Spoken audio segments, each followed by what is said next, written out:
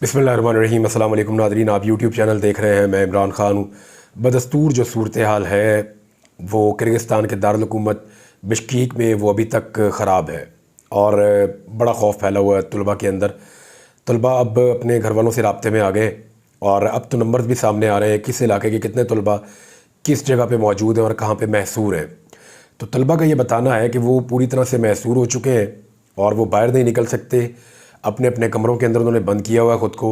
खाने पीने की अशिया जो रोज़ाना की बुनियादों पर वो ले आते थे वो भी ख़त्म हो गई हैं। वो भूखे बेचारे अपने अपने कमरों में बंद हैं और बाहर निकलते हैं तो ख़तरा है और उनको यही कहा गया है कि आपने फ़िलहाल बाहर नहीं निकलना। अब मुख्तलिफ़ इलाक़ों की जो रिपोर्ट्स आ रही हैं उनके अहल खाना भी बच्चों के बहुत परेशान है। बहुत सारे अहल खाना मेरे साथ रब्ता कर रहे हैं, मेरे दोस्तों से रब्ता कर रहे हैं। वो चिल्ला रहे हैं, ख़वातीन रो रही हैं। वो ये कह रही हैं कि हमारे बच्चों को बचाएं, हमारे बच्चे वहाँ पे भूखे हैं, उनको मार पड़ने का ख़तरा है, उनके ऊपर अटैक किया जा सकता है। लेकिन जो वज़ारत ख़ारजा ने आदाद शुमार दिए उनके मुताबिक चंद पाकिस्तानी तलबा ज़ख्मी ज़रूर हुए हैं, लेकिन अल्हम्दुलिल्लाह उनके बकौल अभी तक कोई ऐसी इतला नहीं है जो कल रात को आ रही थी कि खुदा न खास्ता कोई पाकिस्तानी बच्चा शहीद हो गया। ऐसा नहीं हुआ। सब महफूज है, किसी की जान नहीं गई। और जो ख़ातून जो या ख़वातीन तलबा जो हैं तालिबात जो हैं उनके बारे में इतला आ रही थी कि उनको हरासा किया गया। तो हरासा करने के वाक़यात तो हैं, लेकिन इससे बढ़ के कोई ऐसी चीज़ जो बहुत मायूब और बहुत बुरी हमें लगती है और मैं नाम भी नहीं लेना चाहता, वो चीज़ें नहीं हैं। अब तक की इतला के मुताबिक जो गवर्नमेंट ऑफ पाकिस्तान के ज़राए कन्फर्म कर रहे हैं, गवर्नमेंट ऑफ पाकिस्तान ने मुख्तलिफ़ इक़दाम उठाए इस हवाले से, जिनमें जो सबसे अहम है वो यही है कि किर्गिस्तान की हुकूमत से रब्ता किया और उन्होंने कहा कि हर हाल में हमारे बच्चों की सिक्योरिटी का ज़िम्मा लिया जाए और उनके तहफ़्फ़ुज़ को यकीनी बनाया जाए। फिर हमने कुछ तस्वीर और कुछ मनाज़िर ऐसे देखे जहाँ पे बहुत बड़ी तादाद में सिक्योरिटी के लोग जो हैं वो मौजूद हैं उन एरियाज़ में जहाँ पे कल रात को हमने जो मनाज़िर देखे थे वहाँ पे पुरतशद्दुद हुजूम वहाँ पे मौजूद था। तो वहाँ पे इन सिक्योरिटी के लोगों को देखने के बाद कुछ तसल्ली हुई, लेकिन अभी भी मुतज़ाद इतलात आ रही हैं। थोड़ी देर पहले कोई तलबा ने रब्ता किया मेरे साथ, वो ये कह रहे हैं कि जहाँ हम मौजूद हैं वहाँ बदस्तूर ख़तरा मौजूद है और दोबारा हमला होने का बहुत बड़ा ख़तरा है। और इस हवाले से ख़बरें भी छप रही हैं। हॉस्टल में महसूर हैं, दोबारा हमले की इतलात हैं और पाकिस्तानी तलबा लगातार पैगामात भेज रहे हैं। अपने ऑडियो पैगामात, अपने वीडियो पैगामात वो भिजवा रहे हैं।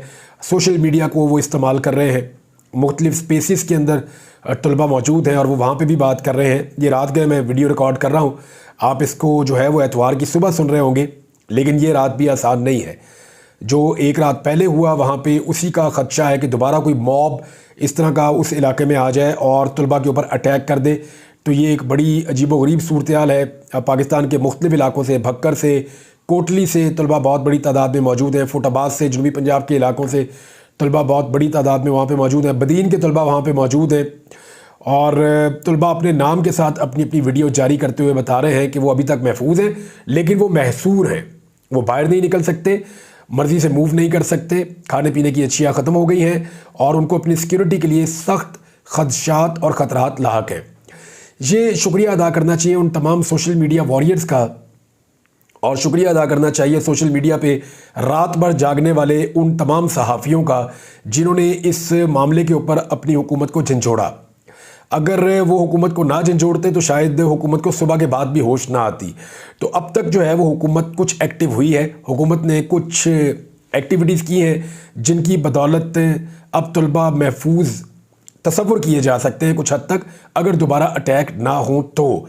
अब किर्गिस्तान में पाकिस्तान के सफ़ीर ने यह बताया कि किर्गिस्तान में मकामी इंतहा पसंद अनासर ने बैनुल अक़वामी तलबा के हॉस्टल्स और रिहाइश गाहों पर हमला किया, जिसमें 14 तलबा ज़ख्मी हुए हैं और वाक़े में ज़ख्मी पाकिस्तानी तालिब इल्म की हालत ख़तरे से बाहर है। वो जो एक तालिब इल्म मैंने आपको पिछले वीडियो में बताया था कि वो ज़्यादा इंजर्ड हो गया, उसकी हालत अल्हम्दुलिल्लाह अब ख़तरे से बाहर है।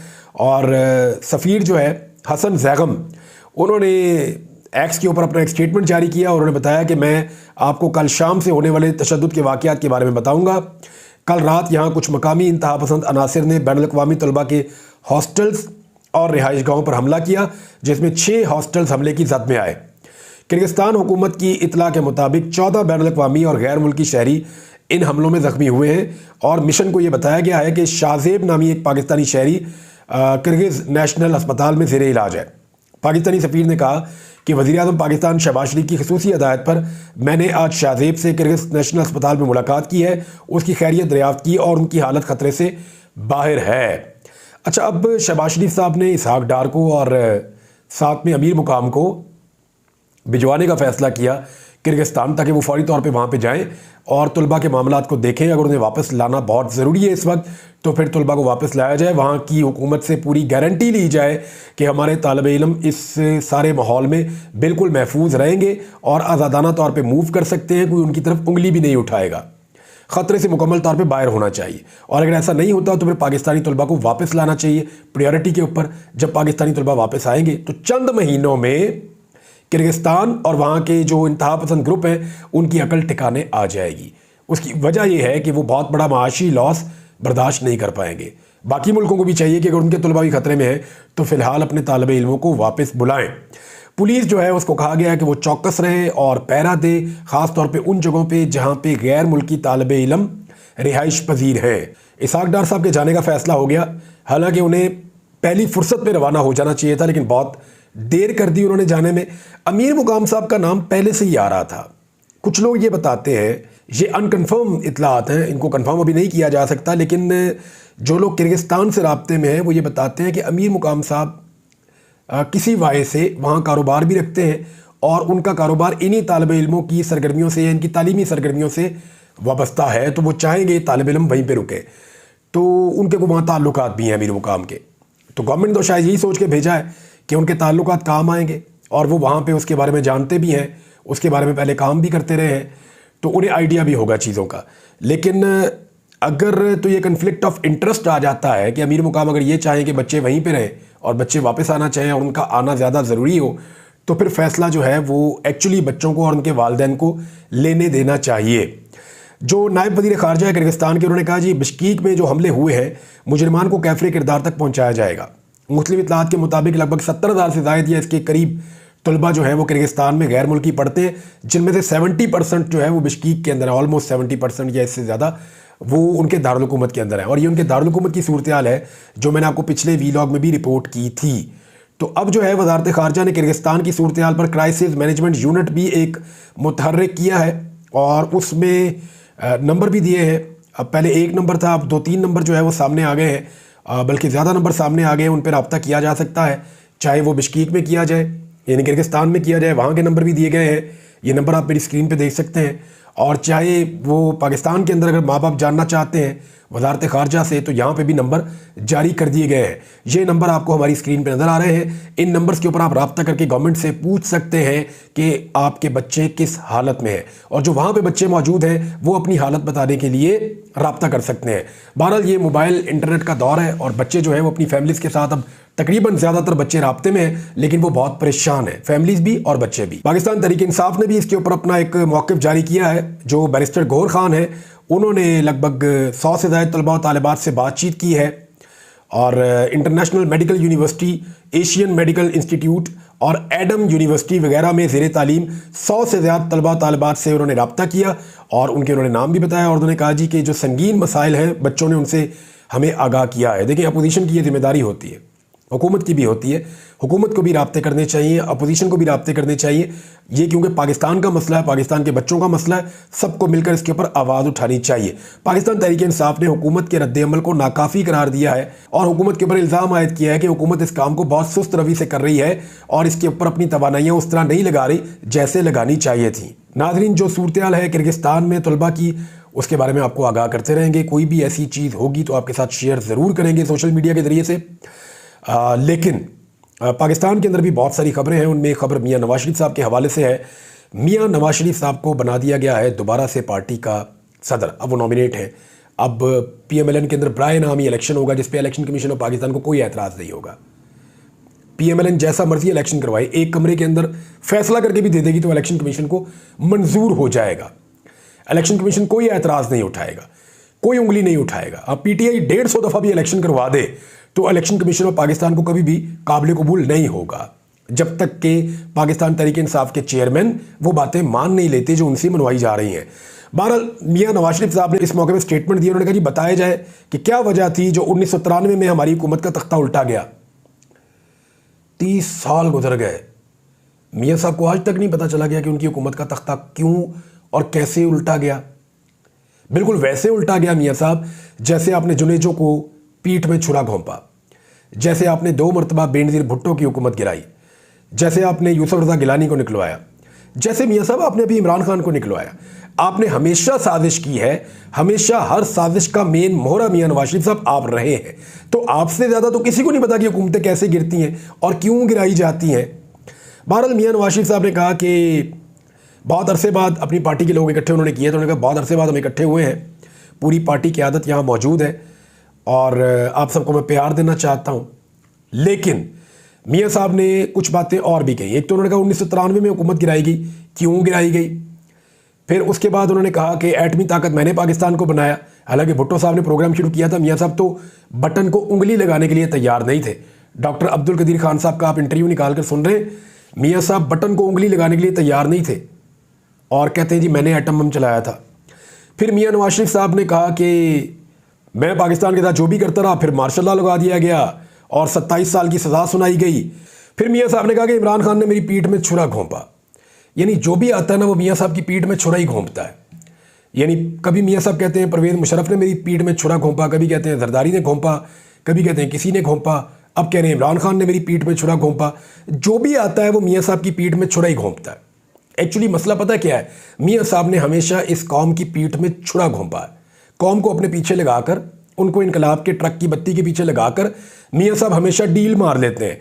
अब मियाँ साहब जो हैं वो कुछ शिकवे और गिले कर रहे हैं कौम से। मियाँ साहब ने एक कहा कि मुझे अपनी कौम से भी गिला है कि जब उनके वज़ीर आज़म को निकाला गया तो फिर कौम क्यों नहीं निकली। ये मियाँ साहब का गिला है।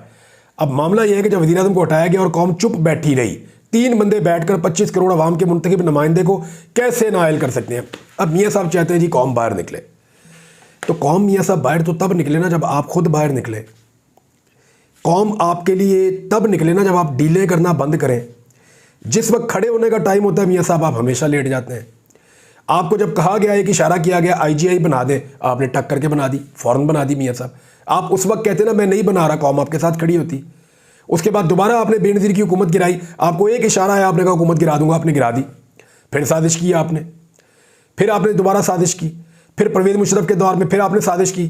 फिर आप जब खड़े होने का टाइम था, आप परवेज़ मुशर्रफ से डील करके अपने सारे साथियों को जेलों में छोड़ के आप पाकिस्तान से मियाँ साहब भाग गए। फिर वापस आए, फिर आपने एस्टेब्लिशमेंट की गुलामी कर ली और फिर आप काला कोट पहनकर मेमो गेट स्कैंडल के अंदर पहुंच गए फिर अदालत में, एक इशारे के ऊपर।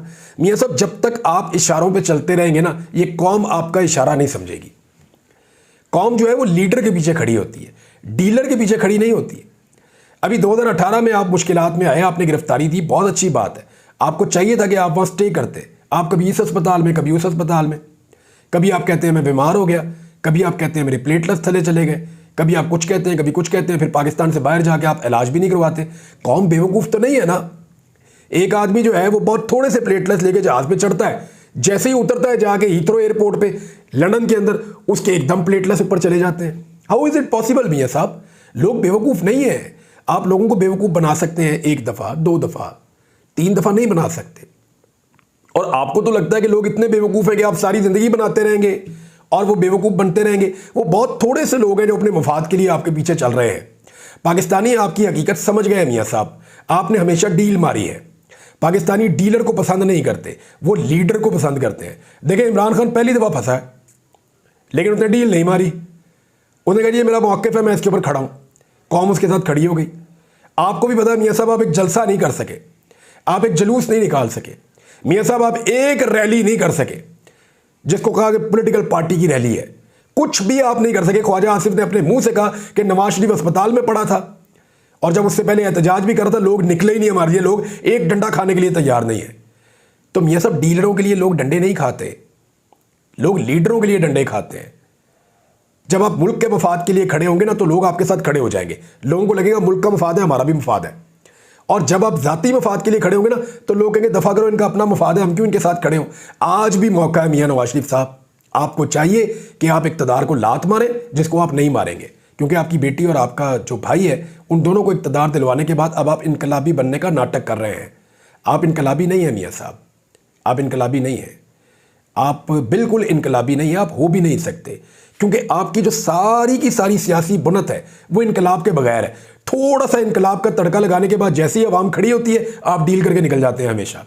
और इन्हीं डीलों की वजह से लोग आपके साथ खड़े नहीं होते। गिला मियाँ साहब आपका नहीं बनता, गिला अवाम का बनता है आपसे, कि मियाँ साहब हर दफ़ा आप इनकलाब की ट्रक की बत्ती के पीछे लगा के हमें खुद आप फ्लाइट लेके पाकिस्तान से बाहर चले जाते हैं, और अभी भी ज़रा सी मुश्किल आएगी फिर आप निकल लेंगे। लिहाजा ये कौम आपके झूठे और जाली इनकलाबी बयानिए को सुनने और उस पर यकीन करने को बिल्कुल तैयार नहीं है। हाँ, कौम किसके साथ खड़ी है इसका डेमो देखना आपने मियाँ साहब।